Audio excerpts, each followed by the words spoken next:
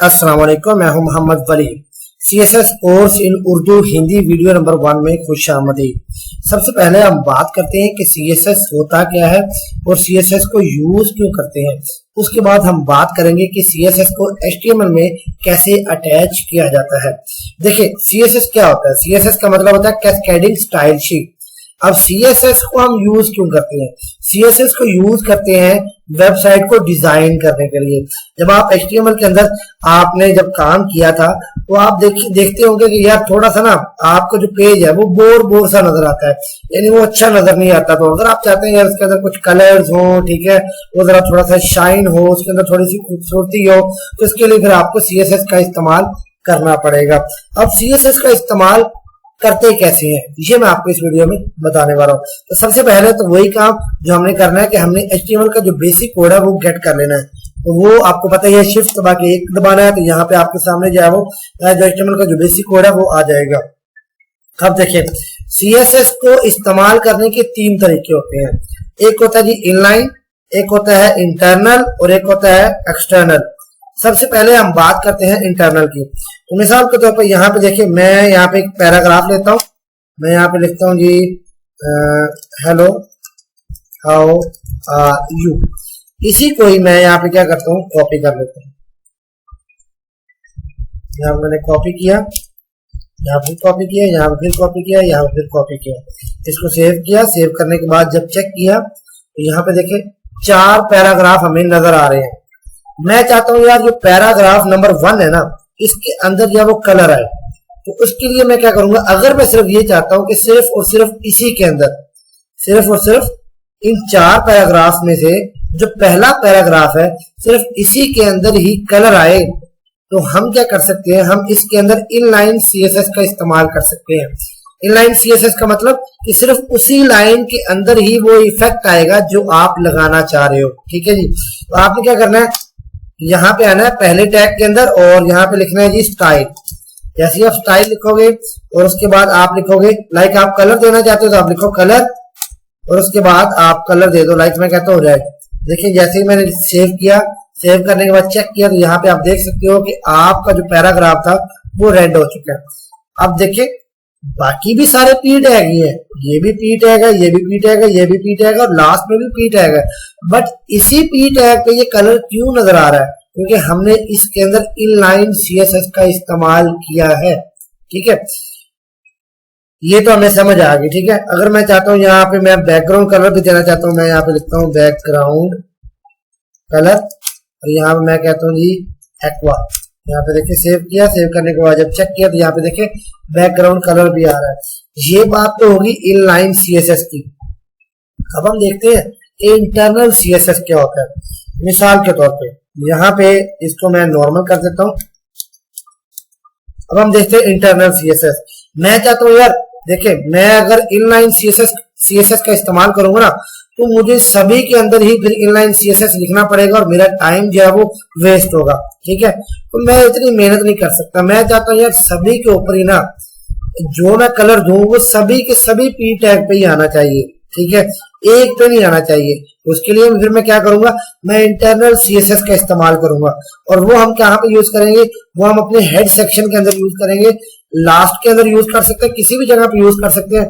But most जो मतलब भी ज्यादातर जो डेवलपर है वो यूज करते हैं वो हेड सेक्शन के लास्ट में यूज करते हैं। ठीक है, तो यहाँ पे हम क्या करेंगे, लिखेंगे स्टाइल और उसके बाद इसके अंदर अभी हम क्या करेंगे, पी को टारगेट करेंगे। देखिए मैंने लिखा पी और पी को टारगेट करने के लिए क्या करेंगे, यहाँ पे हम जो है वो ब्रैकेट्स का इस्तेमाल करेंगे और इसके अंदर अब जो भी हम कलर लिखेंगे, लाइक मैं लिखता हूँ यहाँ पे बैकग्राउंड कलर, मैं कहता हूँ रेड।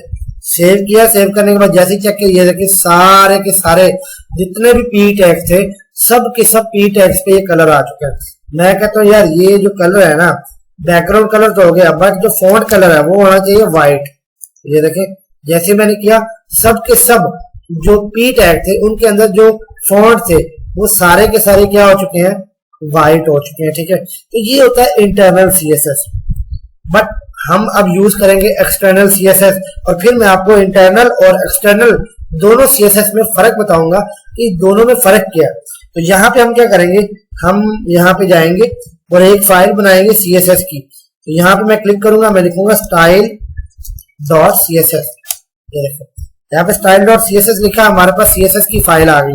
इस तरह हमने HTML की फाइल बनाते थे ना कि नाम रखना, नाम लिखते थे, कोई भी नाम लिखने के बाद आगे .html लिखते थे। तो यहाँ पे CSS की फाइल बनाने के लिए क्या करना पड़ता है, .css का इस्तेमाल करना पड़ता है।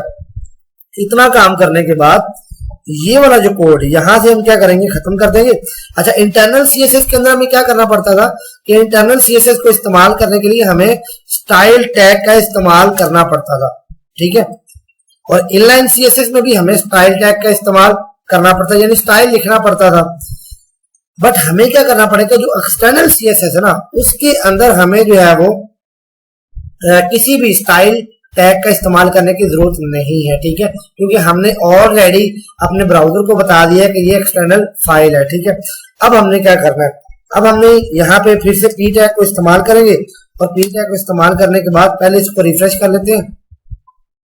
यहाँ पे इसको सेव करेंगे और ये देखो, अब मैं यहाँ पे लिखता हूँ बैकग्राउंड कलर, यहाँ पे मैं लिखता हूँ जी ये हो जाए ब्लैक और जो फॉन्ट कलर है वो हो जाए व्हाइट। सेव किया, सेव करने के बाद जब चेक किया तो ये तो कुछ भी नहीं हुआ। ये क्या इशू है, यहाँ पे तो कुछ ना कुछ चेंजेस तो होने चाहिए। ये कुछ में ये यहाँ पे चेंजेस क्यों नहीं आई, इसलिए कि ये जो style.css फाइल आपने बनाई है ना, इसको आपने ये जो HTML की फाइल है इसके साथ अटैच नहीं किया। तो इसको अटैच करने के लिए आप क्या करना पड़ेगा, आपको हेड सेक्शन में आके यहाँ पे लिखना पड़ेगा लिंक, और यहाँ पे देखिए ऑप्शन आएगा लिंक CSS, इस पे आप क्लिक करेंगे तो यहाँ पे आपके सामने सारे का सारा कोड खुद ब खुद आ जाएगा। और आपने अपनी फाइल का नाम style.css रखा हुआ है तो यहाँ पे ऑलरेडी style.css लिखा आ रहा है, तो जस्ट आपने सेव कर देना है। अदरवाइज यहाँ पे अगर आपने अपनी फाइल का नाम कुछ और रखा है तो यहाँ पे आपने क्या करना है, .css से पहले वो जो फाइल का नाम आपने रखा है वो यहाँ पे आपने चेंज कर देना। मिसाल के तौर पर आपने लिखा 1.css तो यहाँ पे स्टाइल की जगह पे आप लिखोगे 1.css, ठीक है। आई होप आपको समझ आ गई है। तो ये देखिए जैसे ही मैंने सेव किया तो अब यहाँ पे हमें सारे का सारा जो इफेक्ट है वो नजर आ रहा है। अब बात आ जाती है कि यार इंटरनल और एक्सटर्नल में फर्क क्या है, दोनों का काम तो सेम ही है। तो फर्क जनाब ये है कि जो इंटरनल होता है ना वो जस्ट आपके एक पेज के लिए इस्तेमाल होता है। लाइक अगर मिसाल के तौर पर मैं इसको यहां से रिमूव करता हूं, सॉरी यहाँ पे इसको जो है वो यहां से रिमूव कर देता हूं। रिमूव करने के बाद जो पहले वाला कोड था ये देखिए वही ले आऊं मैं, और ये यहाँ पे ये वाला कोड जाहिर सी बात अटैच नहीं है तो ये वाला कोड वर्क नहीं कर रहा। अब देखिए ये मैंने किया। अब अगर मैं style.css को आप एक बार भूल जाए कि ये हमारी फाइल है ही नहीं है, अब मैंने यहाँ पे किया है काम, मैं demo.html में जाता हूँ, ये मेरा एक और पेज है यानी HTML की एक और फाइल है। इसके अंदर भी मैं यहाँ पे पैराग्राफ लिखता हूँ, मैं यहाँ पे आता हूँ, यहाँ पे लिखता हूँ p और यहाँ पे लिखता हूँ हाई। अब देखिए यहाँ पे जब मैंने काम किया और यहाँ पे जब मैं इसको ओपन करता हूँ तो यहाँ पे हाई तो आ रहा है बट वो कलर नहीं आ रहा जो यहाँ पे आ रहा है। यहाँ पे जो कलर आ रहा है तो यहाँ पे कलर नहीं आ रहा, क्यों? इसलिए कि आप इंटरनल CSS का इस्तेमाल कर रहे हैं और इंटरनल CSS जो है वो सिर्फ उसी पेज पे काम करती है जिस पेज के ऊपर आपने कोड किया हुआ है। बट अगर आप एक्सटर्नल CSS का इस्तेमाल करेंगे तो यहाँ पे आप देखिएगा मैं क्या करूंगा, यहाँ पे जो style.css है ये वाली, इसको मैं अटैच कर देता हूँ इसके साथ भी, और demo.html में जाके इसके साथ इसको अटैच कर देता हूँ। अब दोनों पेजेस के साथ मैंने एक ही जो CSS का पेज है उसको अटैच कर दिया। आप देखते हैं दोनों पे रिजल्ट, यहाँ पे देखें इस पे भी वो रिजल्ट आ रहा है और इस पे भी वो रिजल्ट आ रहा है। तो क्या समझ आई कि जो एक्सटर्नल CSS है वो आप हजारों पेजों के साथ भी अटैच कर सकते हैं।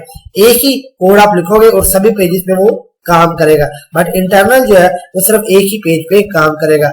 आई होप आपको समझ आ गई होगी इंटरनल, इनलाइन, इंटरनल और एक्सटर्नल CSS क्या होता है।